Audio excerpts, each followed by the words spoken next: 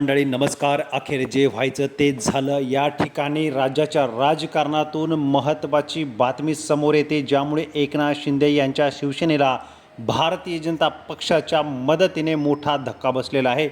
एकीकडे जागा वाटपाचा जो कार्यक्रम होता त्यामध्ये एकनाथ शिंदे यांना जागा आधीच कमी मिळाल्या होत्या आणि त्यातच जवळपास पहिल्या दिवसापासून ते शेवटच्या क्षणापर्यंत या ठिकाणी ज्या काही घडामोडी घडल्या या सर्वांचा या ठिकाणी लेखाजोखा आता समोर आलेला आहे.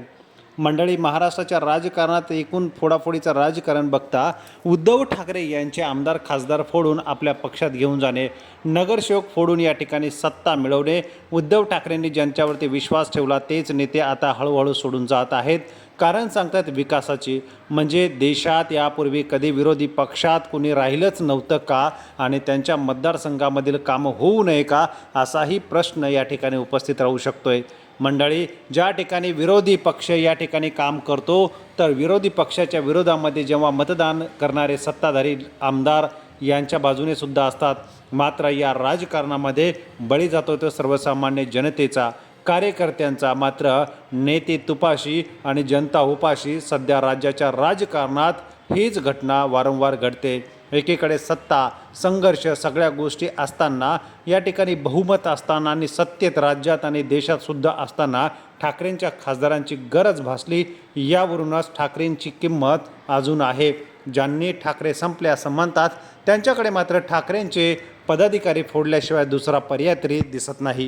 मात्र राजकीय गणित फार वेगळं आहे.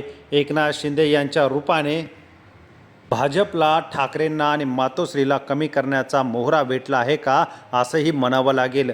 उद्धव ठाकरे यांचे साथ सोडल्यानंतर आमदार खासदार तिकडे गेले, मात्र आजही सर्वसामान्य शिवसैनिक ठाकरेंच्या सभेमध्ये आणि ठाकरेंच्या कार्यक्रमामध्ये तितक्याच उत्साहाने दिसतोय. एकीकडे ओमराजे गेल्यानंतर ज्यांना विश्वास बसत नव्हता अशा कार्यकर्त्यांनी थेट त्यांना बऱ्याच गोष्टी सुनावल्या आणि नाशिकमधून आता महत्त्वाची अपडेट येते. एकनाथ शिंदे यांच्या शिवसेनेचे महायुतीचे उमेदवार नरेंद्र दराडे यांचा दारुण पराभव झालेला आहे. अपक्ष गोकुळ गीते या ठिकाणी विजय झालेले आहेत. गोकुळ गीते हे मूळ भाजपचेच. यांना उमेदवारी अर्ज मागे घेण्यासाठी या ठिकाणी महाजन असतील, उदय सामंत असतील, मंत्रिमंडळातील बरेच नेते त्यांची मनधरणी करत होते, मात्र शेवटपर्यंत त्यांनी उमेदवारी अर्ज मागे घेतला नाही आणि एकनाथ शिंदे यांच्या उमेदवाराचा पराभव झालेला आहे. यावरून भारतीय जनता पक्षाने थेट आपल्याच पक्षातून अपक्ष उमेदवार करून त्यांना बळ देऊन नाशिकमधली ही जागा ताब्यात घेतलेली आहे. गोकुळ गीते हे अपक्ष जरी असले तरी मूळ भाजपमध्ये काम करणारे होते.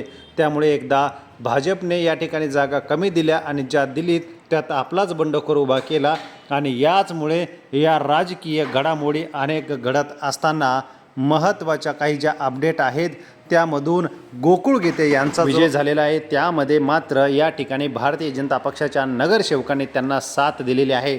एकंदरीत विरोधात पण दाखवायचं, सोबत पण घ्यायचं आणि पराभव पण करायचा, असं काहीतरी शिंदे गटाच्या बाबतीमध्ये भारतीय जनता पक्ष खेळी करतोय हे पुन्हा एकदा उघड झालेलं आहे. नाशिकची जागा ही महायुती सहज निवडून येऊ शकत होती, मात्र या ठिकाणी अपक्ष उमेदवारांनी बाजी मारणे हे कितपत सत्याची बाजू दिसते हे आपल्या सगळ्यांना समोर येत आहे.